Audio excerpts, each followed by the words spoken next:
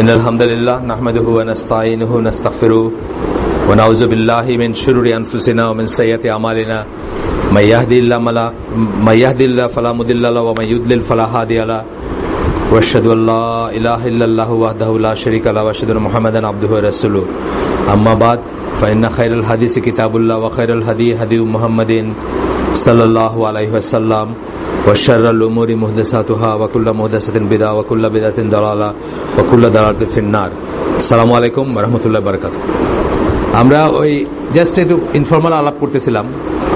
আমি আমার কথা বলতেছিলাম, আপনাদেরকেও ইনক্লুড করছি আমি, যে আমাদের যারা পূর্বপুরুষ, বিশেষ করে আমাদের বাবা, দাদা, নানা বা আরো সিনিয়র যারা, এমনিতে জানেন আল্লাহ জেনারেল ভাবে সব মুমিন মুসলিমদের জন্য দোয়া করতে আমাদেরকে বলছেন। সূরা হাশরের 10 নম্বর আয়াতে আল্লাহ বলছেন যে কিভাবে দোয়া করব আমরা বা কি দোয়া করব। কিন্তু তাছাড়াও আমাদের পার্টিকুলারলি আমাদের একদম খুব ক্লোজ যারা, তাদের ব্যাপারে আমার যেটা ভয় হয় যে তাদের কাছে কিছু জিনিস খুব লাইটলি আসছে।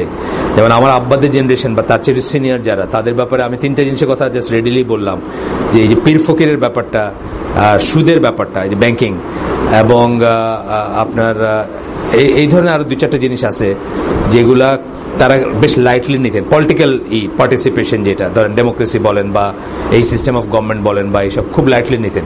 তো এই লাইটলি নেওয়ার জন্য আমার তাদেরকে নিয়ে ভয় হয়, এবং আমি আল্লাহর কাছে যে দোয়া করি সেখানে একটা দোয়া ইনক্লুড করি যে আল্লাহ তাদের অজ্ঞতার অজুহাতটা তুমি গ্রহণ করো। আমরা একটা ওই যারা ইকবাল রোড থেকে আমাদের সাথে আসেন তারা জানেন যে আমাদের পুরো একটা আকরামুজ্জামান ভাই একটা পুরো বই পড়াইছিলেন, সেই বইটার নাম ছিল আল উযরু বিল জাহলি। এটা হয়তো রেকর্ডিং আছে, খুঁজলে পাওয়া যাবে। আমাদের ওয়েবসাইটে যদি নাও থাকে আমার কাছে আছে, মানে চাইলে লাগানো যাবে, পুরো এইটাই থাকার কথা। তো এটা আল উযরু বিল জাহলি মানে জাহিলিয়াতের অজুহাত, মানে আপনি যে জানলেন না বা জানতে পারলেন না, এটার একটা অজুহাত কতক্ষণ টিকবে আর কতক্ষণ টিকবে না, এটা নিয়ে ছিল পুরো বইটা আর কি। তা আমরা ভয় করব তাদের জন্য এবং দোয়া করবো যে আল্লাহ যেন তাদের, এটা কিন্তু আল্লাহর একটা গ্রে এরিয়া, আল্লাহ একটা ডিসক্রিপশন আছে এখানে। এটার বিচারককে আসলে একজনের জন্য জানা পসিবল ছিল কি ছিল না, এটা আমি আপনি স্কেল দিয়ে বিচার করতে পারবো না। এটা আল্লাহর কাছে ফিরে যাবে বা আল্লাহ সবচেয়ে ভালো জানেন। তো আল্লাহ চাইলে যদি তারা তওবা করতে পারতেন, বা তারা এখনো যদি তওবা করে যারা বেঁচে আছেন মারা যান, অথবা আমরা যদি তাদের হয়ে আল্লাহর কাছে দরখাস্ত করি, আল্লাহ চাইলে মাফ করতে পারেন, তাদের চাইলে পারেন। তো সেটা এই জন্য দোয়াতে এটা ইনক্লুড করার কথা, যে অজ্ঞতার একটা অজুহাত আছে যেন এটা আল্লাহ তাদের বেলায় যেন একসেপ্ট করেন। তো আমরা যেখানে শেষ করছিলাম গতদিন, সেখান থেকে শুরু করি ইনশাল্লাহ। আমরা সিরার বই পড়তেছি, life of prophet Muhammad, highlights and lessons.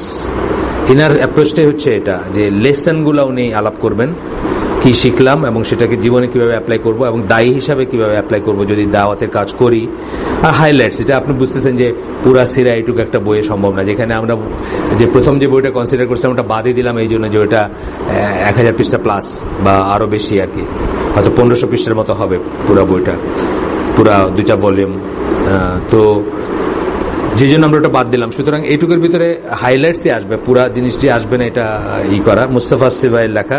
Mustafa সিবাই ছিলেন সিরিয়াতে একটা ইউনিভার্সিটির টিচার ছিলেন এবং অনেক সিনিয়র একজনই ছিলেন। বা তখনকার দিনে যখন আজকের মতো এত স্কলার বা স্পেশালি ওয়েস্টার্ন ওয়ার্ল্ডে, অথবা ওয়েস্টার্ন ওয়ার্ল্ড বলবো না আমি, নন আরব ওয়ার্ল্ডে প্রেজেন্টেবল এত স্কলার ছিলেন না তখনকার দিনে এখন যেরকম আছেন।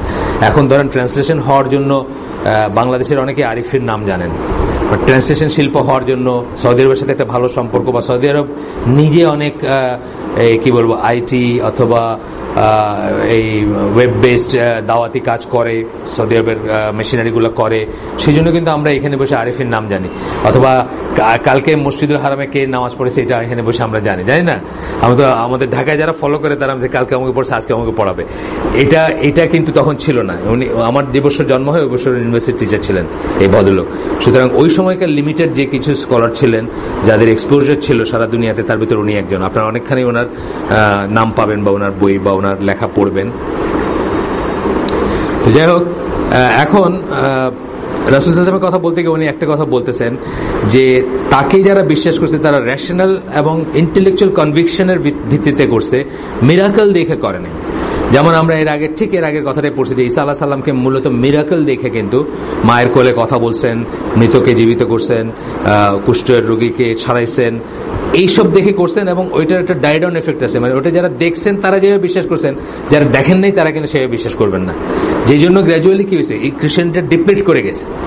ক্রিশ্চিয়ানিটি ডিপ্লিট করার কারণ কি, আপনি ধরেন জুয়েল আইচের, নজবিল্লাহ আমি কম্পেয়ার করতেছি না, আমি বলছি জুয়েল আইচের একটা জাদু আপনি দেখছেন, আপনি নিজের চোখে দেখছেন, ওইটা এসে আমারে বলছেন, আচ্ছা ঠিক আছে, আমি আমার ছেলেরে বলছি, আমার ছেলে তার ছেলেরে বলছে, এটা অনেক লাইট হয়ে গেছে। মিরাকেল গুলোর ব্যাপারটা আমি জাস্ট বোঝাই থেকে বলতেছি। যে দেখছে সে যেভাবে অ্যামেজড হবে একটা জিনিসে, যারা দেখে নাই তারা সেভাবে হবে না। কিন্তু যখন রেশনাল হবে জিনিসটা, যুক্তিভিত্তিক হবে এবং ইন্টেলেকচুয়াল ব্যাপার থাকবে যেখানে, তখন কিন্তু সেটার appeal until the end of time থাকবে।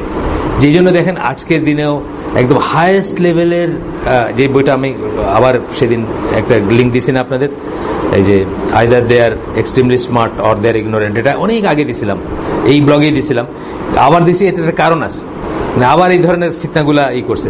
তো যারা করতেছে, এক লোক লেখে ব্লগে একেবারে থার্ড ক্যাটাগরি ফোর্থ ক্যাটাগরির লোক আর কি, সেও আর কি মানে কিয়ামতের ভুল ব্যাখ্যা দিয়ে আমরা মানুষকে বিপদগামী করতেছে, এর উপর আর্টিকেল লিখে ফেলছে। মানে there is no such thing as কিয়ামত, যেভাবে কোরআন বলে, যেভাবে এই বলে, যদিও সে কোরআনের কথা বলে নাই, সে অবশ্য তোরা এবং বাইবেলের কথা বলছে মেইনলি, কিন্তু ব্যাক অফ হিজ মাইন্ড ওটাও আছে আর কি, মানে আমরা যা বলি এগুলো ঠিক না, এগুলো বলা উচিত না আর কি। তার মতো লোক মানে সে হয়তো আমার মনে হয় মানে সূরা ফাতিহা জানে কিনা ভালো শুদ্ধ উচ্চারণে আমার সন্দেহ আছে, তার মতো মুসলমান সে যখন এইসব কথা লেখা পার পাই যেতেছে, অথচ তার চেয়ে কত গুণ যারা সমস্ত রেশনালিটি দিয়ে বুঝতে গিয়ে বুঝছেন যে কোরআনই সত্য।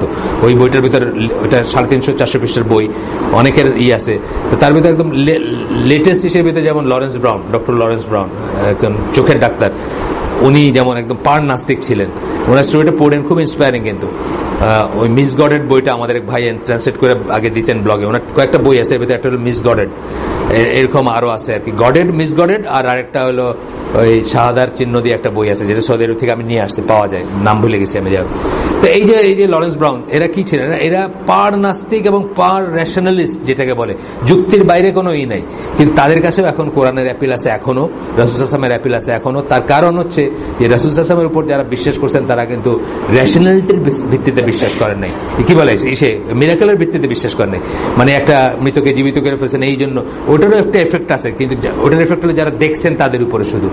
পরবর্তীতে 1400 বছর পরে লরেন্স ব্রাউনের উপরে ওইটার এফেক্ট থাকতো না। লরেন্স ব্রাউন এটাকে একটা জাদুর কাজ মনে করতো যে এরকম জাদু অনেকেই দেখায়, এর চেয়ে অনেক বড় জাদু দেখাইছে David Copperfield, statue of liberty নাকি ভ্যানিশ করাই দিচ্ছে মানুষের চোখের সামনে।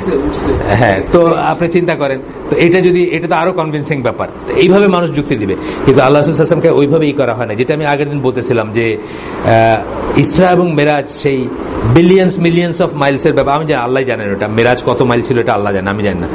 আর ইসরাও তো হান্ড্রেডস অফ মাইলস ছিল অন্তত। তো এইটা করাইতে পারছেন ফেরেশতা দিয়ে, কিন্তু হিজরতটা কিন্তু করাইছেন পায়ে হেঁটা বা উটের পিঠে বা ঘোড়ার পিঠে। কেন? তার কারণ এইটা রেশনালি অ্যাকসেপ্টেড হবে, এই হিজরতের থ্রুতে উনি যা করছেন, যা বলছেন, যা হয়েছে, এটা একটা রেশনাল মাইন্ড নিবে, ওইটা হয়তো বলবে যে একটা গপ্প বা একটা কিছু। তো এই জন্য এই পয়েন্টটা কিন্তু খুব ইম্পর্টেন্ট, যে তাকে যদিও সাহাবীরা তার মুজিজায় বিশ্বাস করছেন বা তার কিন্তু তার মেইন শক্তিটা কিন্তু ওইটা ছিল না, মিরাকেল বা মুজিজা ছিল না। কারণ মিরাকেল যারা দেখতে চায় তার পরমূর্তি সেটাকে আবার একটা ডিফাইন করে, আপনি দেখবেন ওরাই যারা দেখতে চাইছে তারাই কি বলছে, এটা সিহরুন মুবিন, মানে এটা হলো স্পষ্ট জাদু। এই মাত্র দেখতে চাইলো, আপনি দেখাইলেন, দেখানোর পরের মুহূর্তে বলতেছে এটা তো স্পষ্ট জাদু। এটা তো এই জিনিসটার জন্যই রেশনাল কনভিকশনটা অনেক বড় জিনিস, রেশনাল এবং ইন্টেলেকচুয়াল কনভিকশন, যেটা মানে যুক্তিবাদী কার্যকারণ এবং ইন্টেলেকচুয়াল বা বুদ্ধির যে এটা, আকলের যেটা।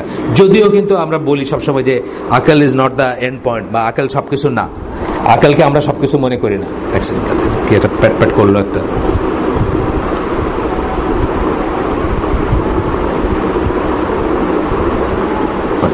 যদিও আপনার আমরা বলি না যে আকলই সব, আমরা বলি আকলটা হলো প্রাইমারিলি আপনার দিনে দাখিল হওয়ার জন্য আকলের দরকার আছে।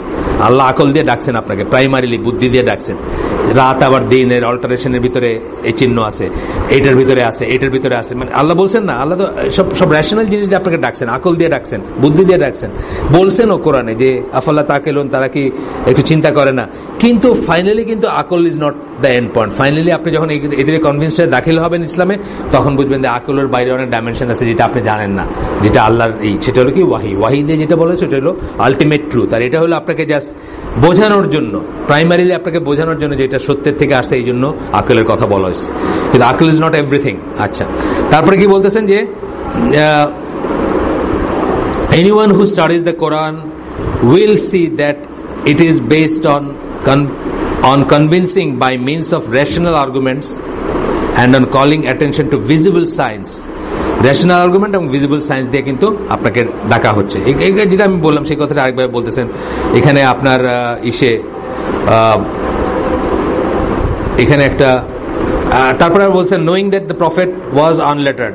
রাসূল সাল্লাল্লাহু আলাইহি ওয়াসাল্লাম যে উম্মি ছিলেন এটা কিন্তু পার্ট অফ দ্য ডিজাইন আল্লাহ, যে এইটার থেকে আপনার মাথায় আসতে পারতো যে এটা ঐশী বা এটা আল্লাহর তরফ থেকে আসে। যেটা আমি আগের দিন বলতেছিলাম যে 40 বছর বয়স পর্যন্ত আমরা অনেক কিছু জানি তার আগের সময় পর্যন্ত, কিন্তু একটা কোথাও বর্ণনা পাইছেন কিনা কাফেরের, মুশরিকের, নাস্তিকের অথবা ইসলাম বিদ্বেষীর যে আল্লাহ সাল্লাল্লাহু আলাইহি ওয়াসাল্লাম 2 ছত্র কবিতা লিখছিলেন আর ওইটা কাবার চত্বরে টানায় দেওয়া হয়েছিল?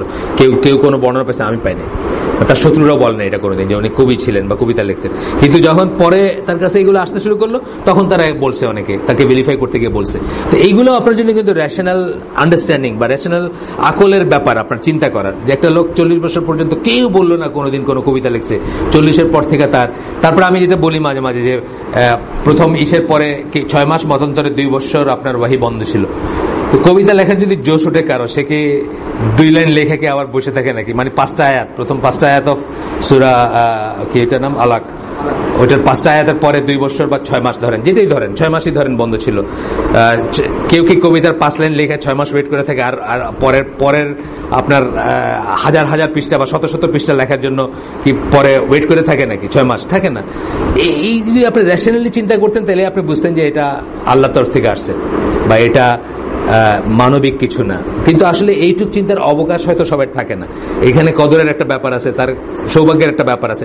আমাদের ভিতরে ধরেন আমরা ওদের কাফের মুশরিকের কথা বলে লাভ নেই, আমাদেরই আপনার আপন ভাইটা হয়তো এতে চিন্তার সময় নেই, আপনার আপন বোনটার সময় নেই, আপনার বাবার সময় নেই, আপনার ছেলের সময় নেই। আমরা দেখতেছি না এইটুক চিন্তার সময় নেই যে আচ্ছা কতটুকু সিরিয়াসলি আমরা জিনিসটাকে নেব। যাই হোক, তখন এখানে বলতেছেন যে কোট করতেছে সূরা আনকাবুত 50-51 নম্বর আয়াত। ওরা বলতো, ওরা মানে কাফের মুশরিক, এটা আনকাবুত মক্কার আয়াত, এই মক্কার সূরা, এটা জানেন আপনারা, তারপরে বললাম। এবং আনকাবুতে একটা ব্যাপার আছে, আনকাবুতে জিহাদের কথা উল্লেখ করা হয়েছে। এটা এদের দলিল যে তার মানে জিহাদ মানে আর্ম স্ট্রাগল না, আদার দেন আর্ম স্ট্রাগলও হবে। মানে যারা বলে যে আর্ম স্ট্রাগল না তারাও যেমন ভুল বলে, যারা বলে কেবল আর্ম স্ট্রাগল তারাও ভুল বলে। এটা একটা দলিল হচ্ছে সূরা আনকাবুত। সূরা আনকাবুতে জিহাদের কথা আছে, কিন্তু তখনও জিহাদের দেওয়া হয় নাই, মানে কি বলে আর্ম ফাইটার পারমিশন দেওয়া হয় নাই তখনও। এটা মেক্কান সূরা এটা। যাই হোক, তারপর বলছে এন্ড দে সে, তারা বলে why are not signs sent down to him from his lord. কেন তার মানে আয়াত মানে বড় নিদর্শন আর কি, ওরা অনেক কিছু বলছে না যে একটা ফেরেশতা নেমে আসে না কেন, একটা বই নেমে আসে না কেন, বা এটা না, অনেক রকম প্রস্তাব তাদের ছিল। তখন বলতেছে বলো যে আয়াত আসবে কি আসবে না এটা আল্লাহর ব্যাপার, এটা আমার চয়েসের ব্যাপার না। সায়েন্স আর অনলি উইথ আল্লাহ, এটা আল্লাহর ব্যাপার। আমার চয়েসের ব্যাপার আমি চাইলে, যেটা আমরা বলি যে ভণ্ডর ভিতরে এবং কাররামা যাদের আছে বা নবী যাদের, তাদের ডিফারেন্সটা কি? তারা চাইলেই একটা কিছু করতে পারতেন না। তাদেরকে যখন আল্লাহ চাইছেন তখন তারা কিছু করতে পারছেন, আল্লাহর ইচ্ছায় করতে পারছেন এবং আল্লাহর অনুমতি সাপেক্ষে করতে পারছেন। নেক্সট মোমেন্টে সেটা পারেন নাই, অথবা আগেও পারেন নাই, পরেও পারেন নাই। তারা চাইলেই কিছু একটা দেখাইতে পারতেন না। এটা যাই হোক, যেই ধরনের জিনিসই ধরেন আপনি, একটা পাত্র থেকে পানি অনেক মানুষকে দিয়েও শেষ হইতেছে না, এটা যেমন আছে, আবার না খাইয়া পেটে পাথর বাঁধছেন, এটাও আছে। মানে চাইলেই পারেন নাই, এটা বোঝার একটা ব্যাপার আছে। এই কথার মিনিং এটাই যে সায়েন্স আর উইথ অনলি উইথ আল্লাহ, মানে নিদর্শনগুলো হচ্ছে আল্লাহর সাথে, আল্লাহর ব্যাপার। আমি শুধুমাত্র একজন পরিষ্কার ওয়ার্নার, মানে কি বলবো, মানে খবর দেওয়ার আমার দায়িত্ব, আমার তোমাদেরকে সতর্ক করার দায়িত্ব আমার, সতর্ককারী আমি তোমাদের কাছে। Is it not sufficient for them that we reveal to you the book which is recited to them? এটা কি তাদের জন্য সাফিসিয়েন্ট না? মানে যেই জন্য বলা হয় যে খ্রিস্টানরা বলে আর কি, যে খ্রিস্টানরা বলে, আমরা বলি না, খ্রিস্টান যখন কোরআন নিয়ে কথা বলে তখন বলে ঈসা আলাইহিস সালাম হলেন গড মেড ফ্লেশ, আর কোরআন হলো গড মেড ওয়ার্ডস। বুঝছেন তো কি বলে? মানে আল্লাহর সিফাত রক্ত মাংস হলো ঈসা আলাইহিস সালাম, আর আল্লাহর সিফাত কথায় বা ওয়ার্ডে হইল কোরআন। এটা তারা বলে God made flesh, God made book বলে, আমরা বলি না, তারা বলে। মানে এক ধরনের এক্সপ্রেশন এটা বলার, কিন্তু আসলে তো কোরআন ইজ দি মিরাকল। যদি আপনি বলেন যে যদি একজন প্রফেটের একটা মুজিজা থাকে যেটা দিয়ে তাকে সবাই জানবে চিনবে, মুসা আলাহিস সাল্লামের যদি লাঠি হয়ে থাকে, ঈসা আলাহিস সাল্লামের যদি ওই কুষ্ঠরোগীকে ভালো করা হয়ে থাকে বা মায়ের কোলে কথা বলা হয়ে থাকে, তাহলে আমাদের নবীর যদি ওইভাবে আপনি চিন্তা করেন যে তার কি, তার হলো কোরআন। এই জন্য তারা বলে যে গড মেড ওয়ার্ডস, কোরআনের কথা বলে, আর ঈসা আলাইহিস সালামের কথা বলে গড মেড ফ্লেশ। আচ্ছা, এটা তাদের কথা, আমার কথা না, মানে ভুল করেন না আবার। আচ্ছা, তারপরে বলতেছেন যে verily herein is mercy and reminder for people who believe, যারা বিশ্বাসী তাদের জন্য এখানে করুণা এবং রিমাইন্ডার, জিকির বা মনে করায় দেওয়ার ব্যাপার আছে তাদের জন্য। তো কাদের জন্য? যারা বিশ্বাস করে তাদের জন্য। আচ্ছা, এরপরে কুরাইশের কাফেররা যারা, তারা তারপরেও তার কাছে ওই মিরাকেলের ডিমান্ড করতো, তখন আল্লাহ অন্য আয়াতে অন্যত্র বলতেছেন, সূরা আল ইসরা 93 নম্বর আয়াতে বলতেছেন যে নবী বলতেছেন যে আমি কি নিজেকে মানুষ ছাড়া কিছু ক্লেম করছি? নবী বলতেছেন আমি তো নিজেকে একজন মানুষ ছাড়া কিছু বলি নাই বা মানুষ ছাড়া কিছু ক্লেম করি নাই। এখানে আরো আছে সূরা ইসরার 90-93 নম্বর আয়াতে, পরে আরো একটু বড় করে দিচ্ছেন একই কথা, যে উনি ওনার প্রফেটহুড বা ওনার নবুয়তের ক্লেমটা not based on extraordinary feats and miracles, মানে মোজেজা দিয়া কনভিন্স করার বা ইসের জন্য ছিল না, যদিও মোজেজা ছিল ওনার লাইফে, কিন্তু এটা কিসের? যে মাইন্ডস এবং হার্টস যাদের আছে, যাদের মন আছে, যাদের হৃদয় আছে, যারা ওপেন টু রিসিভিং থিংস। যেমন আমাদের ভিতরে দেখবেন, আমরা যখন ক্লোজ করে ফেলি আমাদের চিত্তটাকে, আমাদের মনটাকে, আমাদের হৃদয়টাকে ক্লোজ করে ফেলি, তখনই কিন্তু আমরা তবলিগি হয়ে যাই, জামাতি হয়ে যাই, হিজবুত তাহরিরি হয়ে যাই বা অন্য কিছু হয়ে যায়। কিন্তু যদি ক্লোজ না রাখি, ক্লোজ না করে ফেলি, ওপেন রাখি, তাহলে দেখবো আমাদের মৃত্যু পর্যন্ত কিন্তু শিখবো এবং ডেভেলপমেন্ট আছে না? প্রতিদিন আমাদের ভিতরে একটা নতুন জিনিস হয়তো আমি আগে কোনোদিন খেয়াল করি নাই, এটা যে এত ইম্পর্টেন্ট জিনিস কখনো খেয়াল করি নাই, ও তাই নাকি, এরকম কিন্তু এই বয়সেও কিন্তু আমি এখনো বলতেছি বা আপনারাও বলবেন ও তাই নাকি, মানে এটা তো জানতাম না। হ্যাঁ, আবার আমরা জানবো। আমাদের মনটা যদি খোলা রাখে, আমরা ক্লোজার টু সুন্নাহ যাবো ইনশাল্লাহ, ক্লোজার টু রাসূলুল্লাহ এবং তার সাহাবীদের লাইফে যাব। কিন্তু যদি মনটা চাবি মেরে দিই, ক্লোজ করে দিই, যে অমুকের চোখ দিয়ে দুনিয়া দেখবো, সেটা চরমনাই হোক, সেটা দনবাগি হোক, সেটা তবলিগ হোক, সেটা জামাত হোক, সেটা হিজবুত তাহরির হোক, সেটা আইএস হোক, বাস আর কিন্তু আর দুনিয়ার আর কিছু আমার ভিতরে ঢুকবে না। নাউজুবিল্লাহ, এই পরিণতি আমরা চাই না। আমরা কখনোই দাবি করি না যে আমরাই একমাত্র শুদ্ধ বা আমি একমাত্র শুদ্ধ বা আমাদের এখানে যে স্কলার আছেন তারাই একমাত্র, না, এটা কিন্তু কখনোই বললে আমরা সবাইকে নিয়ে শেখার চেষ্টা করতেছি এবং সবাইকে নিয়ে শেখার চেষ্টা করবো। আমাদের মনটাকে খোলা রাখবো, চাবি মেরে দিব না, হয়ে গেছে মনে করবো না। কারো হয় না, মৃত্যু পর্যন্ত কারো হবে না। আপনারা জানেন যে সাহাবীরা রাত দিন রাসূলের সাথে কাটাইছেন, একজন কাজ করলে আরেকজন সাথে থাকছেন, সোদের কিছু মিস না করেন, তারাও মিস করছেন, আমরা দেখছি না? এইখানে আমরা পড়ছি যে তারাও মিস করছেন, তারাও জানতেন না একটা হাদিসের কথা, তারাও একটা জিনিসের কথা জানতেন না। যখন বলা হয়েছে বলছে যে তাই নাকি, এটা কোনদিন শুনি নাই, তোমার কিন্তু খবর আছে, যদি এটা দলিল না আনতে পারো। তারপর উনি সাক্ষী নিয়ে আসছেন, পরে বলছেন আচ্ছা তাহলে আমি মাইনে নিলাম, তাই না? তাদের যদি এই অবস্থায়, আমাদেরও কিন্তু শেখার শেষ হবে না, আমরা বন্ধ করে দিব না, আমাদের মনটাকে খোলা রাখবো। এটাই উনি বলতেছেন যে যারা মাইন্ড এবং মানে যাদের মাইন্ড এবং হার্ট আছে, মানে যারা খোলা রাখবেন, এটাকে সজীব থাকবে যাদের, তাদের জন্য। আর হুয়েভার, এখানে একটা আয়াত দিতেছেন সূরা আল আনামের 125 নম্বর আয়াত, হুমসোএভার আল্লাহ, যাকে Allah wills to guide, he expands his heart to Islam, তার হৃদয়টাকে প্রশস্ত করে দেন, অর্থাৎ কি ওপেন করে দেন। সে রিসেপটিভ হবে, সে রিসিভ করবে, সে নিবে, সত্যটাকে জানবে এবং সত্যটাকে নিবে এবং সামিনা আতানা বলবে। আর না হলে বলবে যে এরকম না, ওরকম না, ওরকম না, ওরকম না, আমাদের বাপ মা তো এরকম করেন নাই। আমরা যখন সিলেটে এক্সট্রিম বেদাতি এবং এক্সট্রিম প্র্যাকটিসিংও বলবো আমি, যে সিলেটের মানে বাংলাদেশের যে পকেটগুলো বিদাতি, সেই পকেটগুলো কিন্তু অ্যাপারেন্টলি সবচেয়ে প্র্যাকটিসিং, সবচেয়ে কনজারভেটিভ পকেট কিন্তু সেগুলো, যেমন সিলেটে একটা, নোয়াখালী একটা, চিটাগং একটা, তারা কিন্তু মানে বাইরে থেকে দেখলে তাদেরকেই সবচেয়ে প্র্যাকটিসিং মনে হবে যখন আপনি দিন জানবেন না, কিন্তু তাদের ভিতরে কিন্তু বিদাতটা সবচেয়ে বেশি। তাদের কাছে যখন আমরা কিছু বলতে যায় তাদের প্রথম যুক্তিটাই হয় যে এত বছরে কি বুঝলো না, তুমি কি পয়লা বুঝলা, এত বছর ধরে কি বাবা দাদারা সব ভুল করছে। যেটা শুরু করলাম আজকে, যে আমরা তাদের জন্য দোয়া করব যে আল্লাহ যেন তাদের অজ্ঞতার অজুহাতগুলো গ্রহণ করেন। এটা আল্লাহর ডিসক্রিপশন এবং এটা একটা গ্রে এরিয়া, আল্লাহ চাইলে মাফ করে দিতে পারেন, এই থ্রুতে মাফ করে দিতে পারেন যে তাদের অজ্ঞতার যথেষ্ট কারণ ছিল বা তাদের অজ্ঞতাটা জাস্টিফাইড। যদিও এটা ধোপে টোকাটা খুব ডিফিকাল্ট, এই জন্য আমরা বলি যে মক্কায় যারা থাকতেন ওয়ালাইকুম সালাম তাদের এবং রাসূল সাল্লাল্লাহু ভিতরে, রাসূল সাল্লাল্লাহু এবং তাদের আগের নবীর ভিতরে 500 সামথিং না 570 বছরের ধরেন ডিফারেন্স বা 550 বছরের ডিফারেন্স বা আরো বেশি সময়ের ডিফারেন্স। ওই সময়ের ভিতরেও যদি অজ্ঞতার অজুহাত না খাটে মক্কায় থাকা রাসূল সাল্লাল্লাহু আত্মীয়স্বজনের ব্যাপারে, তাহলে আমাদের ব্যাপারে কতদূর খাটবে, এটা খুব ভয়ের ব্যাপার। কিন্তু ভয়ের হইলেও আমরা দোয়া করতে তো অসুবিধা নেই, আমরা দোয়া করবো আমাদের বাবা মা বা বাইরে যারা আছেন তাদের।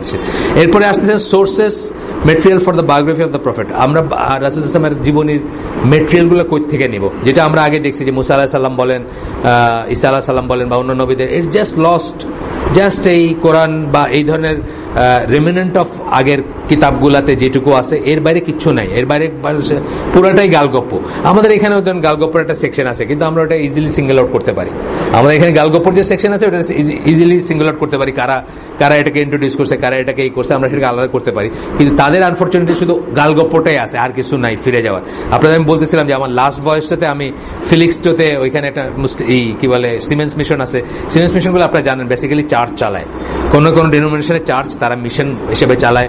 ওখানে প্রেয়ার রুম থাকে, ওখানে বাইবেল থাকে, ওখানে সার্ভিস থাকে, আপনার ওই সার্ভিসের ভিতরে এটাও থাকে যে আপনার ফতোয়া জিজ্ঞেস করা, মানে এখন আমি বুঝি যে আমাদের ফতোয়ার ইকুইভ্যালেন্ট যেটা আর কি, ওইখানে গিয়ে জিজ্ঞেস করবে যে আমি তো এই পাপটা করছি, এখন কি করবো, তখন ফাদার তারে আর কি আপনার একটা দিবে, প্রায়শ্চিত্তের একটা পথ বাতায় দিবে, এইসব আর কি সার্ভিস বলতে সকল। যাই হোক, তো ওইখানে আপনার ওই কিংস জেমস কি রিভাইজ ভার্সনের একটা বাইবেল খুব সুন্দর মলাটের, তা আমি জিজ্ঞেস করলাম এটাকে নেওয়ার জন্য, হ্যাঁ মানে খুব মানে আমার যেহেতু লাস্ট ভয়েস আমি বুঝতেছি, আমি নিলাম যে এটা আমি তো লেখালেখি করি, একটু রেফারেন্স হিসেবে ব্যবহার করবো কখনো দরকার হয়, তো দিলাম। তো ওইখানে দেখলাম যে একটা মানে কয়েক রকম কালি দিয়ে লেখাটা, একটা রঙের কালি লিখে দিছে যে এটা মনে করা হয় যে ঈসা আলাইহিস সালামের নিজের মুখের বলা কথা বা নিজের কথা, which is ধরেন 10% অফ দ্য হবে, হয়তো পুরা বইটার 10% হবে। যাই হোক, আসেন আমরা সোর্সেসে যাই। প্রথম সোর্স হচ্ছে কোরআন, প্রথম সোর্স অফ সিরা, যদিও ডিটেলস না, যদিও এটা ঠিক যে আপনি ওইখানে তার কয়টা চুল সাদা ছিল এটা কোরআনে লেখা নাই, ডিটেলস না, কিন্তু তারপরে প্রাথমিক সোর্স হচ্ছে কোরআন। আমরা মানে আমি মনে সময় বলি যে আমাদের এই মানে ধর্মবিশ্বাসের ভিত্তি কি? আশহাদু আল্লা ইলাহা ইল্লাল্লাহ ওয়া আশহাদু আন্না মুহাম্মাদান আবদুহু ওয়া রাসূলুহু, এটাই তো ভিত্তি আমাদের ধর্মবিশ্বাসের ভিত্তি। প্রথমটা কি? লা ইলাহা ইল্লাল্লাহ, আশহাদু আল্লা ইলাহা ইল্লাল্লাহ লা ইলাহা ইল্লাল্লাহ। দ্বিতীয়টা কি? আশহাদু আন্না মুহাম্মাদান আবদুহু ওয়া রাসূলুহু। প্রথমটা আপনি কি করে চিন্তা করবেন, র্যাশনালি চিন্তা করতে পারেন বা অন্য কিছু, আল্লাহ আছেন কিনা একটা গেল, আর মানে ইসলামের দুইটা স্টেটমেন্ট। আর পরেরটা রাসূল সত্যিকার রাসূল কিনা এটা জানার ব্যাপার আছে, এটা নিজেকে কনভিন্স করার ব্যাপার আছে না। মানে রাসূলকে তো এই দেশের নাস্তিক কাফের মুরতাদ যারা আছে, যারা লেখালেখি করতেছে, তারা তো রাসূলকে সত্যিকার নবী মনে করে না। তাহলে এটা আপনি মুসলিম হওয়ার জন্য, মুসলিম থাকার জন্য, মুসলিম হিসাবে প্রতিষ্ঠিত থাকার জন্য আপনাকে এই বিশ্বাসটা একদম শক্ত হইতে হবে যে রাসূল সত্যিকার নবী। এইটার এই প্রপোজিশনটা আমি ওই একটা কথা আপনাদের বলছি হতো আগে, এটার দুইটা পার্ট আছে, যে কোনো একটাতে করলে ভাইস ভার্সা আর কি। যদি উনি সত্যিকার নবী হয়ে থাকেন তাহলে কোরআন সত্য, আর যদি কোরআন সত্য হয়ে থাকে তাহলে উনি সত্যকার নবী, কারণ কোরআন বলতেছে উনি নবী। যে কোনো এক সাইড থেকে আপনি অ্যাপ্রোচ করতে পারেন। আপনি যদি কনভিন্স হন যে হ্যাঁ আমি রেশনালি অনেক চিন্তা করে দেখলাম যে কোরআনটা ঠিক, তাহলে আপনি অটোমেটিক্যালি উনি সত্য নবী এটা মানতে হবে। আর যদি তা না করে আপনি যদি ওনার লাইফ ধরে আগান যে আচ্ছা উনি সত্য নবী কিনা এটা যদি তাহকিক করে দেখি, তাহলে উনি বলতেছেন দেখেই কোরআন সত্য, কারণ উনি করোনার মাধ্যমে কোরআনটা আসছে আমাদের কাছে। যাই হোক, কোরআন হচ্ছে আমাদের ফার্স্ট সোর্স অফ সিরার, প্রথম সোর্স আর কি। এরা বলতেছেন যে সিরার সোর্স কি, আমরা যে একটা বই লিখবো বা একটা কথা আলোচনা করব রাসূলের লাইফ নিয়ে, এটা প্রথম সোর্সটা কি? কোরআন। তো বলতেছেন যে একটা আয়াত দিচ্ছেন, সূরা 93 নম্বর সূরা 6-7 নম্বর আয়াত, সূরা দোহা যেটাকে আমরা বলি, সেটার দুইটা আয়াত দিচ্ছেন। আমরা কি তোমাকে এতিম পাই নাই এবং তারপরে তোমাকে আশ্রয় দেয় নাই? রাসূল সাল্লাল্লাহু আলাইহি ওয়াসাল্লামকে জিজ্ঞেস করা হচ্ছে, আলাম ইয়াজিদকা ইয়াতীমান ফাআওয়া, জানেন আপনারা এই আয়াতটার কথা বলা হচ্ছে। এন্ড হি ফাউন্ড ইউ, হি মানে আল্লাহ, হি ফাউন্ড ইউ আনওয়্যার, মানে তোমাকে পাইছেন, দলান মানে বিপদগামী, পথভ্রষ্ট, যে জানে না কিছু। দালালা মানে পথভ্রষ্ট। ফাহাদা, এবং তারপরে তোমাকে পথ দেখাইছেন, এটা বলতেছেন। তার মানে এই যে ছোট্ট ছোট্ট দুইটা আয়াত, এই ছোট্ট দুইটা আয়াত আমরা কি শিখলাম, কি বুঝতেছি? ওনাকে এতিম পাইছেন, উনি কিছু জানতেন না, উনি তো আর ছিলেন না, উনি তো আর আনলেটার্ড ছিলেন, অশিক্ষিত ছিলেন। অশিক্ষিত এই সেন্সে, অশিক্ষিত বলবো না, আমি উম্মি বলবো, মানে নিরক্ষর ছিলেন। অশিক্ষিত আর নিরক্ষর ভিতরে তফাৎ। অশিক্ষিত বলবো না, প্রচলিত সেন্সে অশিক্ষিত বলবো, কিন্তু ওইখানে আমরা অশিক্ষিত বলবো না, নিরক্ষর বলবো। নিরক্ষর আর অশিক্ষিত এক জিনিস না। তাকে শিক্ষা দেওয়া হয়েছে, আল্লাহ ওয়াহির মাধ্যমে তাকে শিক্ষা দিচ্ছেন, যদিও বা তিনি আগে পড়াশোনা না করে থাকেন। তা এই যে যেমনটা এই জিনিসটা আমরা কোরআন থেকে পাইলাম, মানে যখন আপনার বিটস এন্ড পিসেস মিলাবেন তখন দেখবেন যে এই দুইটা ইনফরমেশন কিন্তু অনেক বড় ইনফরমেশন।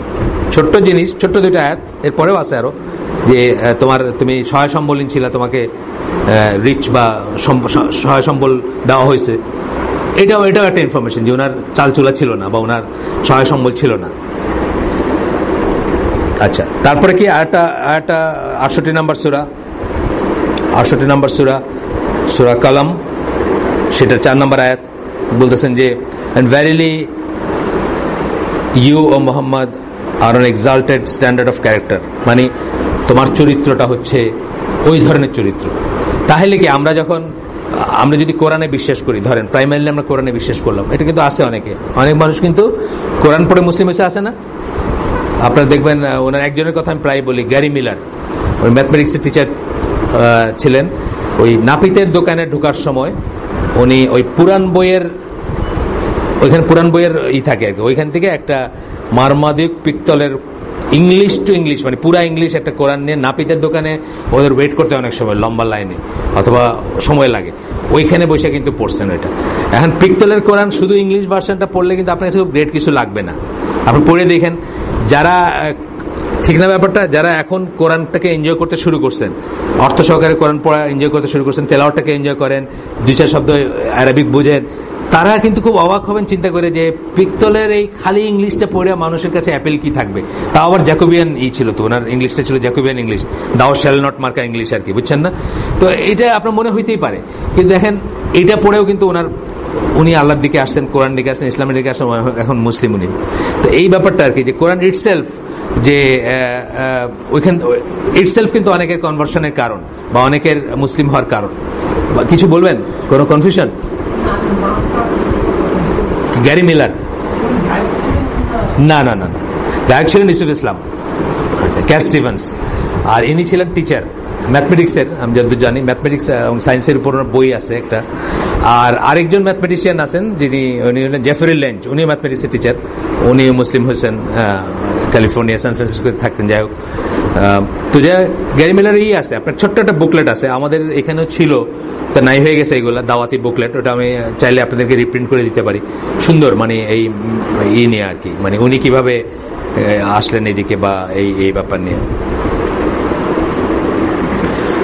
যাই হোক, এরপরের হচ্ছে যে আপনার তাইলে কি বলছে, যখন কোরআন দিয়ে কনভিন্স হইলেন আপনি, যদি হয়ে থাকেন, তখন আল্লাহ যখন বলতেছেন যে তার খুলুকুল আজিম, মানে খুলুকুল আজিম বা খুলুকুল আজিম দুইটাই ঠিক, মানে এটা কেস সাইনের জন্য আলাদা, যে বলতেছেন যে তার উন্নত চরিত্রের, তার মানে কি তিনি যে উন্নত চরিত্রের ছিলেন সেটার একটা দলিল পাইলাম কোথা থেকে? সবচেয়ে অকাট্য দলিলগুলোর একটা থেকে পাইলাম। মানে এই সব কিছু টাইড আপ। কোরআন বলতেছে দেখে ওনার উন্নত চরিত্র ছিল, ওনার উন্নত চরিত্র থেকে ছিল বলে কিন্তু কোরআন সম্বন্ধে উনি কোনো মিথ্যা কথা বলেন নাই। ভাইস ভার্সা, আমি বললাম না, দুইভাবে আপনি অ্যাপ্রোচ করতে পারেন জিনিসটাকে, যেটা আপনার জন্য সুবিধা হয় সেটা দিয়ে করবেন। এবং এটা করার কতগুলো টুলস আছে। আমি গতদিন বলতেছিলাম যে একটা হচ্ছে যে তার নিকটজনেরা তাকে কি চোখে দেখতেন। যে কোনো মানুষের নিকটজন যারা, তারাই তাকে সবচেয়ে ভালো চেনে বা দেখে বা বোঝে। আপনি দেখেন, আমরা নাম বলতেছি না, বাংলাদেশে আমার পলিটিক্যাল লিডার ছিলেন, মারা গেছেন, যিনি পলিটিক্স নিয়ে একদিন কথা বলতেছেন, ওনার বউ এটা বলছেন, আরে তুমি কি আমি চিনি না, বাস উনি চুপ হয়ে গেছেন। তো এইটার মিনিং কি? তুমি কি আমি চিনি না মানে ওনার সব ভেদগুলো উনি জানেন। উনি যদি ফাঁস করে দেন তাহলে উনি গ্রেট পলিটিক্যাল লিডার থাকবেন না, বুঝছেন না? তো এই কাছের মানুষরা সবচেয়ে ভালো চেনে বা বোঝে। রাসূল সাল্লাল্লাহু আলাইহি ওয়াসাল্লামের কাছের মানুষটা তাকে কি চোখে দেখতেন, এটা আপনারা নিজেরাই পড়ে দেখে জেনে নেন। ইবনে আব্বাস যিনি তার ঘরে বড় হয়েছেন, আনাস বিন মালিক তার ঘরে বড় হয়েছেন, তার ওয়াইফরা তাকে কি চোখে দেখছেন, তার 4 খলিফা তাকে কি চোখে দেখছেন, কতটুকু তার মৃত্যুর পরে যখন ওনারা বুঝলেন যে মৃত্যুর পরে তার সাথে কোনো যোগাযোগ নাই তাদের, তারপরেও তারা কিভাবে তার কথাগুলোকে জীবনে বাস্তবায়িত করার চেষ্টা করছেন, শেষ মোমেন্ট পর্যন্ত যায় না, সেটা আপনারা পড়েন, তাইলেই বুঝবেন যে তার নিকটজনেরা তাকে কি চোখে দেখতেন। ওইটাই আপনাকে একটা দলিল দিবে খুলুকুল আজিম বলতে কি বোঝায়, উন্নত চরিত্র কারে বলে, ওইটা আপনাকে দলিল দিবে। ভাইস ভার্সা, বুঝছেন না? কোরআন বললো, আবার এখান থেকে আপনি ওইখানে যেতে পারবেন। দুইটাই মানে হ্যাঁ, দুইটাকে আপনাকে একটা সম্পূরক পরিপূরক।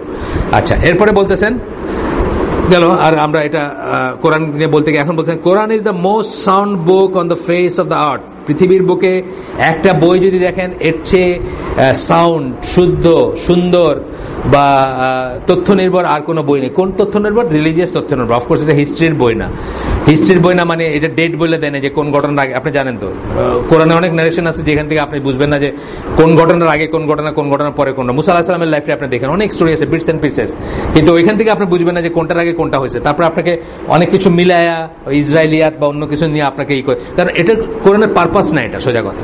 উইথ দ্য এক্সেপশন অফ সূরা ইউসুফ, কোরআনে কোনো কন্টিনিউয়াস নারেশন নাই, কোনো ধারাবাহিক বর্ণনা নাই, শুধু সূরা ইউসুফটা। এটা আল্লাহ ইচ্ছা করে করছেন। এটা সম্বন্ধে অনেক বলছি আপনাদের, যে অনেক থিওরি আছে, আপনার পড়ে দেখেন। কোরআনিক ফেনোমেনন, মালিক বিন নবী বলে একজন আলজেরিয়ান স্কলার, তার লেখা ইংরেজিতে পাওয়া যায়, পড়ে দেখেন, ইমান বাড়বে অনেক। ওইখানে আছে আর কি সূরা ইউসুফের ব্যাপারটা নিয়ে স্পেশালি অ্যাড্রেস করছেন। যাই হোক, আমরা এখানে পড়ছি বোধহয় কখনো, মানে লাইটলি পড়ছি, আমাদের এটা রেকর্ডিং নাই, বাট আমরা কোরআনিক ফেনোমেনন এখানে পড়ছি, এবং এখানে আপনার ফটোকপি করে লাগানো ছিল, এখন আছে কিনা আমি জানি না। তো ওইটা যেটা আমরা বলতেছিলাম আবার প্রসঙ্গত, যে আমাদের কিন্তু শয়ে বই মিসিং, একটা দুইটা না, শয়ে বই মিসিং। আমরা জানি এখানে যারা আসে তারা কেউ 2 পয়সার বই চুরি করতে যায়নি, কিন্তু ইটস মে সো হ্যাপেন যে আপনি নিয়ে গেছেন, পড়ে আছে, আপনি ভুলে গেছেন, বা আরেকজন নিয়ে গেছে, আপনার কাছ থেকে আরেকজন নিতে পারেন, এটা তো বাধা নাই কোনো, বই তো পড়ার জন্য। তো আপনারা যদি মনে করতে পারেন অথবা দেখেন কখনো, এই জাস্ট এসে ওই রাইতের বেলা দিয়ে যায় না, আপনারা অগোচরে রেখা যায়, কেউ কোনো কোয়েশ্চেন আস, কেউ জিজ্ঞেস করবে না ভাই এতদিন পরে কেন দিলেন। কিন্তু আমাদের ডাটাবেসটা বা আমাদের যে একটা সম্পদ ছিল বা আমাদের একটা উদ্দেশ্য ছিল, সেটা সফল হবে ইনশাল্লাহ। তো এখন কি বলতেছেন, most sound book on the face of earth. The events of the Prophet ﷺ's life mentioned therein are unanimously regarded as most sound sources of the Sirah. যদিও এখানে মেনশন হয়ে থাকে কোনো ঘটনা বা কোনো ব্যাপার রাসূল সাল্লাল্লাহু আলাইহি ওয়াসাল্লামের লাইফের, আবার বলতেছে ওখানে কিন্তু বিটস এন্ড পিসেস আছে, স্টোরি ওয়াইজ নাই। স্টোরিটাকে আপনার হাদিস নিয়ে বা অন্য জিনিস নিয়ে মিলাইতে হবে, কিন্তু বিটস এন্ড পিসেস আছে। আমরা জানি হুনাইনের যুদ্ধের কথা আছে, আসবে পরে। আমরা জানি ওই গুহাতে হিজরতের সময় সেটার কথা আসছে। আমরা জানি তাবুকের যুদ্ধের কথা আসছে। আমরা জানি বদরের যুদ্ধের কথা আসছেই, উহুদের যুদ্ধের কথা আসছে, বিটস এন্ড পিসেস আসছে। তো ওইটা এইখানে যেটা পাবো, এখানে কোনো সন্দেহের কোনো অবকাশ নাই। প্রথম কথা হচ্ছে এটা, মানে এইখানে তো আর কোনো মানুষের হাত লাগে নাই। পরবর্তীগুলোতে আপনি বলতে পারেন যে আচ্ছা এই চেনটা দুর্বল, ওই চেনটা সবল, এটা পরে, এইখানে তো কোনো মানুষেরই নেই। তাহলে এগুলা সবচেয়ে সোর্স বলতেছেন, সাউন্ড সোর্স অফ সিরা, যদি আমরা চিন্তা করতে যাই। But we should note that the Quran does not discuss the details of the events of the Prophet's life, rather it mentions them in general terms, যেটা আমি বললাম, জেনারেল টার্মে মেনশন করে, এখানে ক্রোনোলজিক্যালি নাই বা পুরা ঘটনাটা সাম আপ করা নাই। বা এই সূরাতে এখানে 2টা আয়াত আছে, আবার আরেকটা সূরা থেকে আর 2টা আয়াত আছে একই ঘটনা নিয়ে। আপনি দেখবেন যে আহজাব সূরাতে কিছু আছে, যুদ্ধের ঘটনাগুলোর কথা বলতে গিয়ে আমি বলতেছি মেইনলি, আহজাবে কিছু আছে, আপনার আনফলে আছে, তওবাতে আছে, মানে কোন সূরাগুলোতে মেইনলি আছে আর কি। দেখবেন যে আল ইমরানে আছে কিছু, ছড়ায় ছিটে আছে, বাকারায় কিছু আছে। তো when it speaks of a battle, it doesn't tell us the reason why it happened. যখন যুদ্ধের কথা বলছেন, কেন যুদ্ধটা লাগছে, এটা কিন্তু আসলো না। or the numbers of Muslims, মুসলিম কয়জন ছিলেন সেটা হয়তো আসলো না। কোথাও হয়তো প্রপোর্শনটা আসছে, কিন্তু সেটা আসে নাই। আচ্ছা, তারপরে মুশরিকদের কিরকম ছিল, মুশরিকদের who fought and the numbers of mushrikin killed or captured, কয়জনকে মারা হয়েছে বা কয়জনকে বন্দী করা হয়েছে। rather it speaks of the lesson to be learned from that battle বা the battle। যাই হোক, ওই যুদ্ধ থেকে আপনি কি শিখলেন, কি নিবেন। যেমন হুনাইনের যুদ্ধের পরে বলতেছেন আল্লাহ যে তোমরা নাম্বার নিয়ে খুব হয়ে গেছিলে, যেমন অনেক নাম্বার, নাম্বারের উপর আমরা যেন না করি। আজকে আমরা যেটা বলি আর কি, যে নাম্বারের, ঠিক আছে আমাদের আসবাব হিসাবে নাম্বার দরকার, আল্লাহই বলছেন যে এতজন হলে এতজন, এটা হলে এটা, কতগুলো নিয়ম আছে আমাদের, কিন্তু তারপরেও নাম্বার বেশি দেখে আমরা মনে করলাম যে আমাদের হয়ে গেছে সব, এটা আমরা একটা মানে ধোকার ভিতরে থাকবো। যেটা আমার আব্বা বলতেন, আরবদের কথা বলতেন, আমার আব্বা যে সমস্ত মানে তখনকার দিনের কথা বলতেন, 67-এর কথা আমি বলতেছি, যে সব আরব দেশের লোকরা যদি ইসরায়েলে গিয়ে এক মুঠি করে মাটি, এক মুঠ মাটি খেলে কিন্তু কিছু হবে না, আপনি মরবেন না, এক মুঠ মাটি খেয়ে ফেলতো তাহলে ইসরায়েলের মানচিত্র থাকতো না আর কি, মানে সংখ্যার কথা বলতে গিয়ে বলতেন। সংখ্যা দিয়ে কিছু হয় না, এটা আমরা এই যুগেও দেখতেছি যে সংখ্যা আসলে কিছুই না। আচ্ছা, this is the aim of the Quran. কি কোরআনের এম কি? আপনাকে কোরআন কিন্তু দিনের বই, নসিহার বই, হিস্ট্রির বই না, একটু আগে আমরা বলছি। আচ্ছা একটু আমি ধরি, এটা ইম্পর্টেন্ট একটু। হ্যালো, হ্যাঁ, আচ্ছা আচ্ছা আচ্ছা ঠিক আছে, খুব কষ্ট হয়েছে তোমার, জি আচ্ছা ঠিক আছে ঠিক আছে, আল্লাহ হাফিজ। এটা একটা জরুরি কাজ বলতে অন্যের একটা পাওনা, যাই হোক আপনাদের পরে বলবো আমি। একটা পাওনা, একজন আমার কাছে একটা জিনিস পায় ফেরত দেওয়ার ব্যাপার, সেটা জানাইলো যে দিচ্ছে। কোরআনের এম হচ্ছে এটা, কোরআনের এম কিন্তু আমি আগে বলছি ইতিহাস বই না, অনেকে এটা ভুল করেন যে ইতিহাস বই না। এবং আপনারা জানেন যে একটা উদাহরণ, যেমন জেরুজালেম নামটা কোরআনে উচ্চারিত হয় নাই, অথচ মোস্ট টকড অ্যাবাউট শহরের একটা কিন্তু কোরআনে হচ্ছে জেরুজালেম, মানে ইঙ্গিতে বা ইসে বা ঘটনাতে, ইসরায়েলিয়াতের ঘটনার ভিতরে। তো এটা কিন্তু নাম ধরে আল্লাহ বলেন নাই জেরুজালেম। এটা আল্লাহর একটা উইজডম, আল্লাহর ডিজাইন, কেন আল্লাহ জানেন। এই জন্য আমরা বলি কি, এটা কখনো বলবো না যেটা ইতিহাসের বই, আপনার ইতিহাস শিক্ষা দিতে এটা করা হয়নি, কিন্তু যারা আদার থিংস, যেটার জন্য হেদায়ের জন্য যেটা দরকার, জ্ঞানের জন্য যেটা দরকার, দিনের জন্য যেটা দরকার, মোস্ট অফ অল জাহান্নাম থেকে বাঁচার জন্য যেটা দরকার এবং জান্নাতে যাওয়ার জন্য যেটা দরকার, সেটা দেওয়া আছে এখানে। আচ্ছা, তারপর বলতেছেন কি যে this is the aim of the Quran in all the stories that it tells us of earlier prophets, আগের নবীদের যত গল্প বলছেন, এটা এইমটা হচ্ছে এইটা, যে আপনাকে হেদায়েতের পথে ডাকা, আপনাকে লেসন দেওয়া, আপনাকে চিন্তার খোরাক দেওয়া। হেন্স আগের নেশনগুলোর কথা বলতেছেন।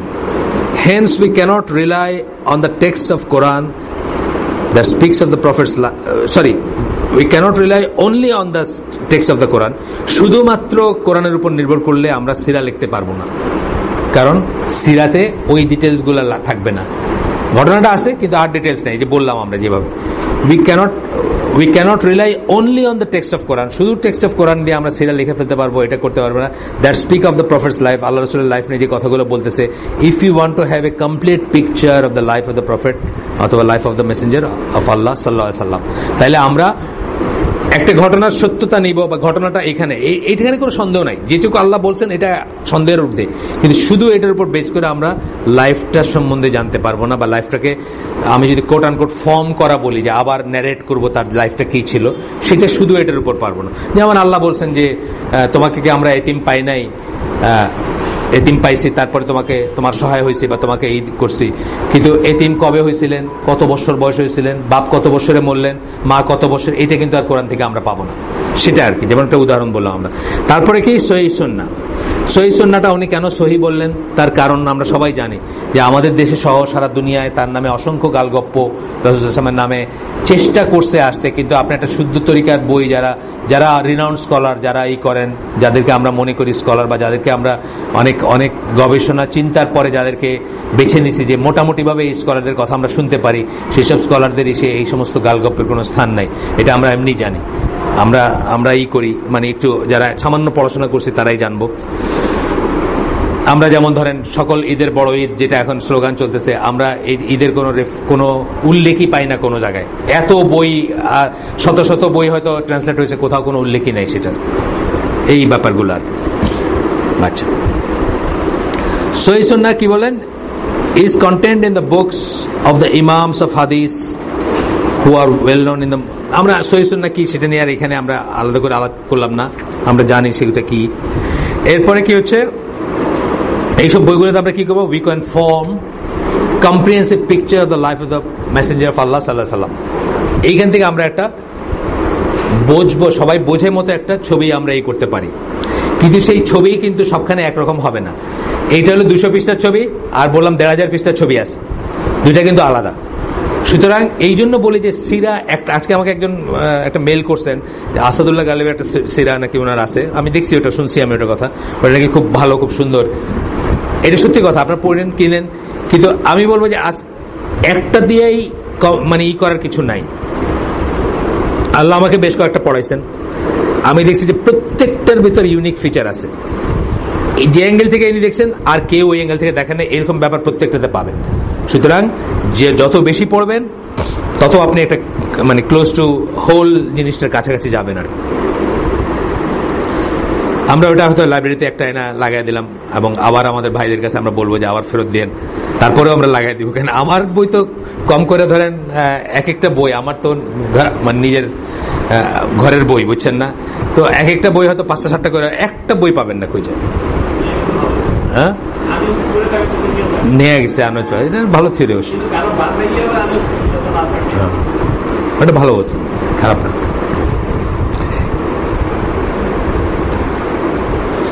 Even though it may not always be complete and in chronological order, তা বলতেছেন যে এইগুলার থেকেও হাদিস, শুধু হাদিসও যদি আমরা নেই, জাস্ট হাদিস নিব আর কিছু না, তাইলে হয়তো আমরা দেখবো যে কিছু বিটস এন্ড পিসেস মিসিং থাকবে, শুধু হাদিস যদি আমরা নেই। কারণ এমন অনেক ব্যাপার আছে যেটা হাদিসের ভিতরে ইনক্লুডেড হয় না, হাদিস বইয়ের ভিতরে, যেটা উনি বলতেছিলেন। ধরেন আমরা চিন্তা করলাম যে বুখারী মুসলিমে যা আসছে সেটাই নিব, এর বাইরে কিছু নিব না। ধরেন আমরা যদি এরকম করি যে বুখারী মুসলিমের সকল হাদিসগুলো নিঃসন্দেহই ওটা, তাহলে আমরা কি দেখবো যে অনেক কিছু মিস করে যাচ্ছি। তাহলে আমরা জানি যে সালাতের ব্যাপারে সলিড, মানে সালাতের খুব ইম্পর্টেন্ট ব্যাপারে হাদিস আছে যেটা বুখারী মুসলিমে নাই। খুব ইম্পর্টেন্ট ব্যাপারে হাদিস আছে, সালাতের ব্যাপারে আছে যেটা বুখারী মুসলিমে নাই। সুতরাং আমরা ওই খুব বেশি যদি টাইটেন আপ করি যে এর বাইরে যাব না, তাহলে কিন্তু আমরা অনেক কিছু মিস করার এসে যাব, বা ক্রোনোলজিক্যাল অর্ডার হয়তো মিস করবো। ওইখানে হয়তো এটা বলা নাই যে কোনটার আগে কোনটা বা কোনটার পরে কোনটা, এই বর্ণনা আসবে না। তাহলে সাথে হাদিসের সাথে আরো কিছু জিনিস আসবে সেখানে, যেটার জন্য এত কথা বলতেছেন আর কি। তারপর বলতেছেন what makes them more trustworthy and gives, hadither kotha boltechen ba sunnah sahih sunnah kotha boltechen, gives us more peace of mind is the fact that the reports were narrated with continuous chain of narration that go back to the sahaba. যেটা হাদিস যে কেন আমাদের piece of mind, হাদিসে একটা কথা যখন পাই তখন সহিহ হাদিসে, তখন আমাদের ভিতরে শান্তিটা কি থাকে যে এটা সন্দেহের কোনো অবকাশ নাই। এটাকে কালকে কেউ বলবে না যে এটা মিথ্যা কথা, বা এটাকে কালকে কেউ বলবে না এটা ভ্যালিড না। আমরা দেখি না অনেক গল্প আমরা শুনি, নেপালের মসজিদের উপরে সোনার গম্বুজ গিয়ে বসে গেছে, এই কয়েকদিন ধরে ফেসবুক, ইন্টারনেট আর ইউটিউবে চললো, এটা হঠাৎ করে একদিন বাইরে হলো যে পুরো জিনিসটা মিথ্যা হোক্স। তো ওইটার জন্য যারা ইমান আনছে তারা সব ইমান হারায় ফেললো। তারপর বুঝছেন না, এই সুযোগটা থাকবে না বা এই ব্যাপারটা হবে না যখন আমরা আপনার করব কি বলে হাদিস ভিত্তিক জিনিসগুলোতে যখন যাবো। এটাই বলতেছেন যে তখন আমরা জানি যে সাহাবীদের পর্যন্ত যাবে, who are the ones who live with the messenger of Allah সাল্লাল্লাহু আলাইহি ওয়াসাল্লাম, যারা রাসূল সাল্লাল্লাহু আলাইহি ওয়াসাল্লামের সাথে জীবনযাপন করছেন তাদের পর্যন্ত যাবে। Allah supported his religion through them, through whom, through সাহাবা। আমরা জানি সাহাবাদের সম্বন্ধে আমরা যেমন পড়াশোনা করছি অন্য বইতে, যে রাসূল যেরকম চোজেন, তার সাহাবী কারা হবেন, কারা তাকে সাহায্য করবেন, কারা তারকে এই মিশনে তার সাথী হবেন, এইটাও আল্লাহর তরফ থেকে করা। এবং বেস্ট জেনারেশন এই জন্য আল্লাহ ওই সময় জন্ম দিয়েছেন বা ওই সময় তাদেরকে পৃথিবীতে আনছেন। আচ্ছা, এটা অন্য প্রসঙ্গে আসছে, সাহাবীদের নিয়ে আমরা যে পড়াশোনা করছি সেখানে আসছে। And the messenger of Allah সাল্লাল্লাহু আলাইহি ওয়াসাল্লাম টট দেম হিমসেলফ। এটা এই জিনিসটা মানে যাদের জন্য, যাদেরকে অ্যাড্রেস করে কোরআন প্রাইমারিলি আসছে তারা হচ্ছেন সাহাবীরা, যারা সাথে সাথে ভেরিফাই করতে পারছেন কোনো সমস্যা থাকলে, যারা জীবনে ইমপ্লিমেন্ট করে দেখাইতে পারছেন এবং সেটাতে ভুল হলে যেটাকে সাথে সাথে রাসূল শুধরাই দিতে পারছেন, সেই জেনারেশনটা হচ্ছে সাহাবীদের জেনারেশন। সুতরাং যখন একটা গল্প বা একটা কাহিনী রাসূলের লাইফের বা রাসূলের একটা ঘটনা তাদের মুখ পর্যন্ত গিয়ে পৌঁছায়, তখন আমরা একটা শান্তি পাই যে এটা ঠিক আছে, এটাতে কোনো নাই। They were the most righteous generation in history. এটা রাসূল সাল্লাল্লাহু আলাইহি ওয়াসাল্লামের হাদিস, তারা সবচেয়ে উন্নত প্রজন্ম। The ones with strongest faith and the most truthful in speech, যাদের ইমানটা সবচেয়ে শক্ত ছিল এবং যারা সবচেয়ে সত্যবাদী প্রজন্ম ছিলেন। সেই হিসাবে আপনারা জানেন, আমরা এখানে পড়ছি আগে যে জাল হাদিস বা হাদিস জাল করার ধারণাটা আসে কখন? প্রথম হিজরি শতাব্দীর শেষ 1/3 প্রথম শুরু হয়। এই পলিটিক্যাল টার্মোয়েল যখন চলে, দলে দলে বিভক্ত হয়েছে, ফিতনা, গ্রেট ফিতনা, কারটাকে সাবস্টেনশিয়েট করবেন, তখন একজন সাহাবীকে একজন প্রপোজ করছিলেন যে আপনি আমাদের একটা হাদিস দেন না। এটা এই ঘটনাটা আমরা পড়ছি এখানে, সুন্নাহর কর্তৃত্ব মর্যাদা বইতে আছে, এটা কখন কে প্রস্তাবটা দিছিলেন। লাস্ট 1/3 অফ দ্য ফার্স্ট হিজরি, প্রথম হিজরি শতাব্দীর শেষ 1/3। শেষ 1/3 মানে হচ্ছে 66 পরে, 66 পরে যে সময়টা, ওই সময়টা 33 করে যদি আমরা ভাগ করি তাহলে 66 হিজরির পরে। আচ্ছা, এরপরে বলতেছেন ওরিয়েন্টালিস্ট যারা, প্রাচ্য ওরিয়েন্টালিস্ট কারা, যারা আমাদের নিয়ে, যদিও অরিয়েন্ট বলতে পূর্ব বোঝায়, ইস্ট, অক্সিডেন্ট অরিয়েন্ট, অরিয়েন্ট বলতে ইস্ট বোঝায়, সবাই আমরা আসলে অরিয়েন্ট, জাপান থেকে নিয়ে সব। কিন্তু আসলে অরিয়েন্টালিস্ট একটা বিশেষ মিনিং আছে, যে ডিকশনারি মিনিং আর পরিভাষা মিনিং। এটা হলো ইসলামকে ধ্বংস করতে চায় যারা ইসলাম শিক্ষা করে, বা ইসলামকে ধ্বংস করতে চায় যারা মিডল ইস্টার্ন স্টাডিজ করে, বা ইসলামকে ছোট করতে চায় যারা করে। এটা হচ্ছে মেইন মিনিংটা, এখনকার দিনের মিনিংটা এটা হয়ে গেছে। ওরিয়েন্টালিস্ট বলতে আমাদের মাথায় পয়লা এটা আসবে, যদিও প্রাইমারি মিনিং হচ্ছে যারা প্রাচ্য বিশেষজ্ঞ, ইস্টের উপরে যাদের পড়াশোনা। ইস্ট বলতে ইউরোপের তুলনায় যারা ইস্ট, ওয়েস্ট বলতে ইউরোপের তুলনায় ইস্ট হচ্ছে আমরা, আমাদের নিয়ে যাদেরই। কিন্তু আসলে এটা হচ্ছে এই তারা কি করে, they want to destroy the Sharia thereby and install doubts about the events of Sira. তারা কি করবে, তারা নানাভাবে চেষ্টা করবে যে সিরার ইভেন্টস নিয়ে ডাউটই করতে হবে। যেটা আমি ওই কয়েকদিন আগে একটা মেল দিয়েছিলাম গ্রুপের, ডিকনস্ট্রাকশন যেটা বলছিলাম, এই ডিকনস্ট্রাকশনের একটা অংশ কিন্তু এইটাই, যে আর্কিওলজিক্যাল দিয়ে আমি শুধু নিব আর কোনো এভিডেন্স নিব না। সেজ হু, মানে তোমার এই অথরিটি কে দিল যে তুমি আর্কিওলজি, লেখা আছে, হাদিস ইসনাদ আছে, তুমি বলবা যে ওই সময়কার পয়সা, ওই সময়কার বাটি, ওই সময়কার ঘটির থেকে আমি এভিডেন্স নিয়ে রসুলের লাইফের যেটুকু পাবো ওইটুকু মানবো, বাকিটুকু মানবো না, মানে বুঝছেন না। এবং এগুলো পিছিয়ে মুসলমানও না আছে, দেয়ার আর মুসলিমস, কিন্তু এমনি এমনি হয় নাই।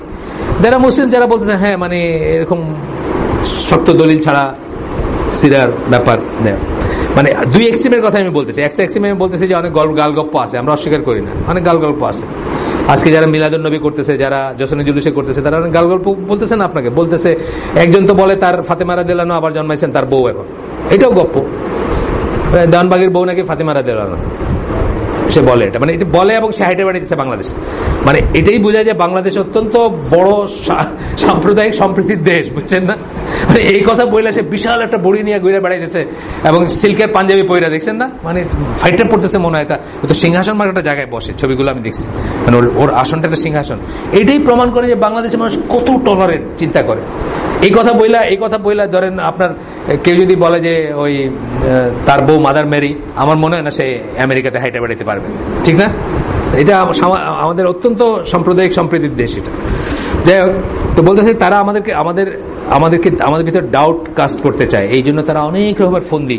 যে জন্য আমি বলি যে সিরা, ওয়েস্টার্ন সোর্সেরও সিরা পাবেন আপনি, before you go through that আপনি প্রথমে ইসলামিক বা মুসলিম সোর্সের সিরা পড়বেন অন্তত কয়েকটা, তারপরে আপনি যাবেন। ঘোড়ার আগে গাড়ি করবেন না। ওয়েস্টার্ন সোর্সের বলতে ধরেন কারেন আর্মস্ট্রং এর সিরাটা কিন্তু আমি নিজে রিকমেন্ড করছি অনেককে, এবং এটাতে অনেক ভালো একটা জিনিস আছে, একটা চ্যাপ্টার আছে আমি যেটা বলি সবাই পড়বেন, ওটা আমাদের কাছে বাংলাটাও আছে, বাচ্চাদের কিনে দিছি আমরা।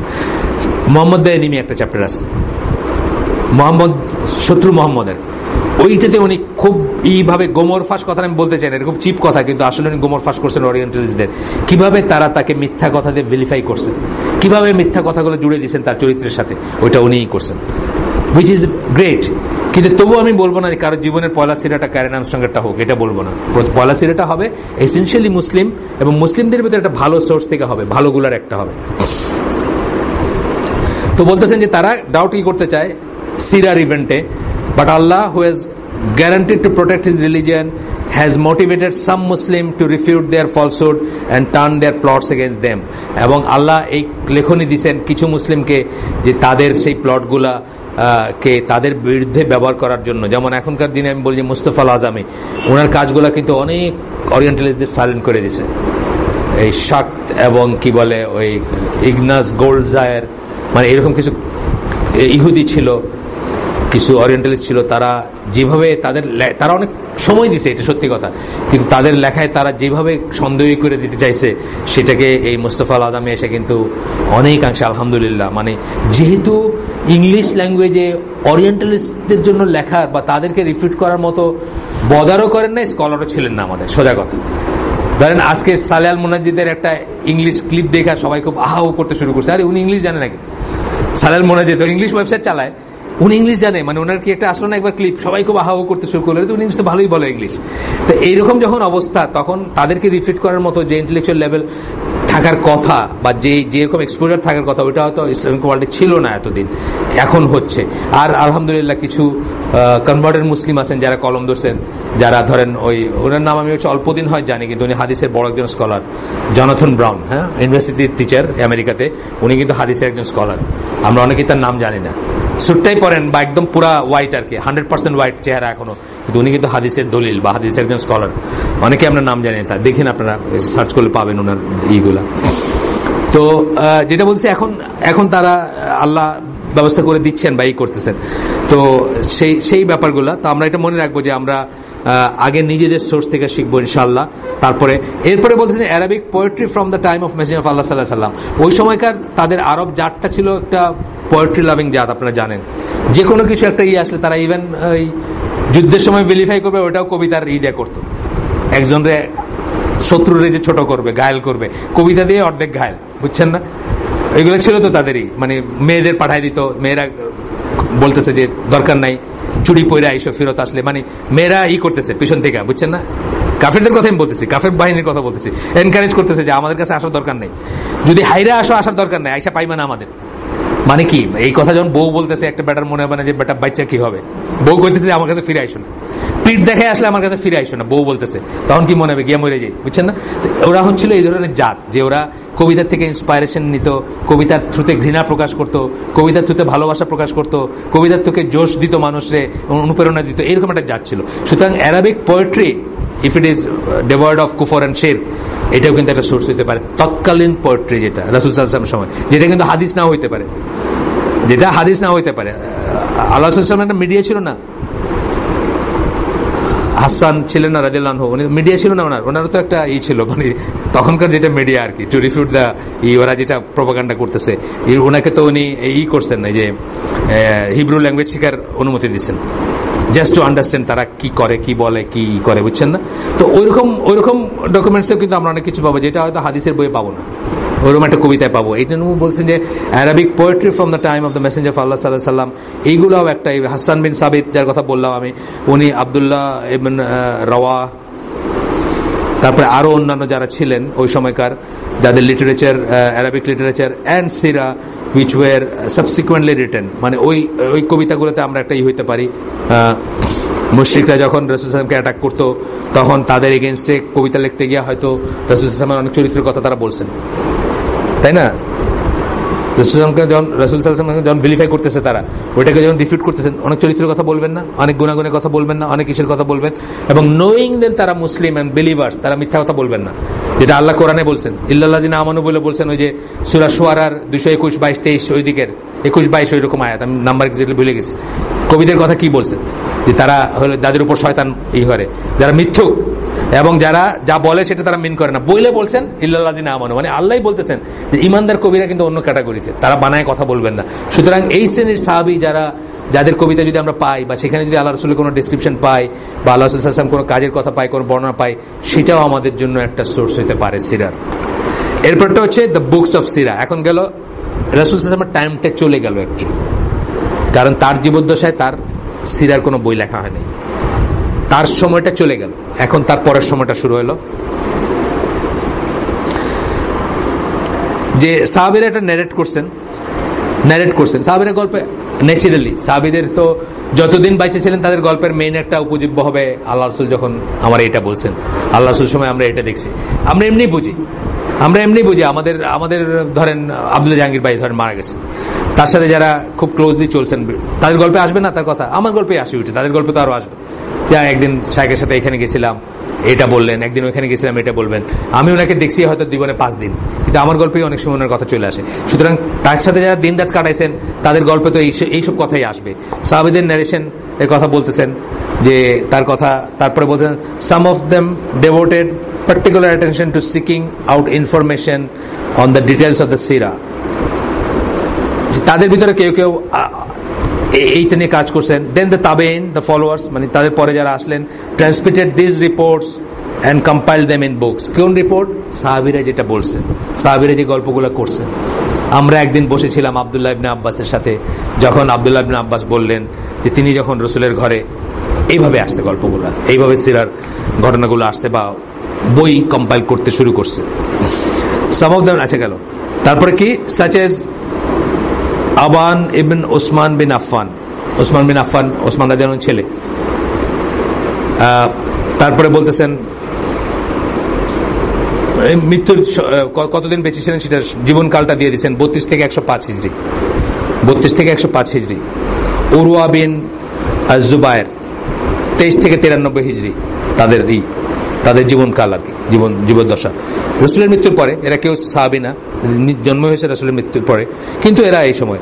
তারপরে আরো আছেন among the younger তাবেইন, আব্দুল্লাহ বিন আবি বকর আল আনসারি 135 হিজরিতে মারা গেছেন। মোহাম্মদ বিন মুসলিম বিন শিহাব আজ-জুহরি 124 হিজরিতে মারা গেছেন।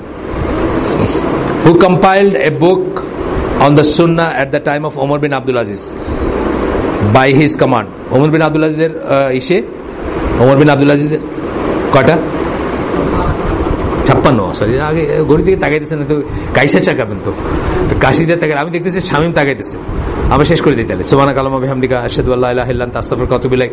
এটা আমি কিছু শেষ করতে যাচ্ছি না, শেষ করতে পারবো না। আমরা একটু ডিটেইলসে জানতেছি। এই নামগুলা যে শুনলাম, নামগুলা মেমোরিতে এক একজন এক এক রকম হয়। একটা নাম যদি আপনার কানে থাকে, কখনো আরেকবার শুনলে এটা একটা বেল বাজবে আপনার, যে ও আচ্ছা, ওসমান রাদিয়াল্লাহু আনহু একটা ছেলের কথা শুনছিলাম যিনি সিরা কম্পাইল করার চেষ্টা করছিলেন বা রাসূলের লাইফের ঘটনা কম্পাইল করার করছিলেন। আমরা শেষ করে দিলাম, আমাদের শুনলাম। তার ভিতরে ভালো যদি কিছু শুনে থাকি সমস্ত প্রশংসা আল্লাহর, খারাপ কিছু শুনলে সমস্ত ব্যর্থতা আমার। এবং আজকের এই দেরির জন্য যারা গিয়া নামাজ পাবেন ইনশাল্লাহ সবাই, নবীনগর পর্যন্ত পাবেন সবাই, খুতবাও পুরাটাই পাবেন। তারপরেও মাফ করে দিন আমাকে, আমি ওইদিকে তাকানোটারই বুঝি নাই। আমি শামীম হাসানে দেখছি 2-3 বার ওইদিকে। আসসালামু আলাইকুম।